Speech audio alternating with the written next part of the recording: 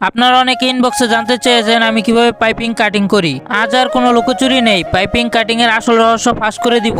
শনিবার মানে ব্যস্ততা, সকাল থেকে কাজ করে দুপুরে এক ভাইয়ের সাথে দেখা করলাম। উনি এসেছিলেন আমার কারখানা দেখতে। ওনাকে বিদায় দিয়ে দুপুর 2টায় সকালের নাস্তা সেরে ইকবাল ভাইকে সাথে নিয়ে বের হলাম কোনাবাড়ির উদ্দেশ্য।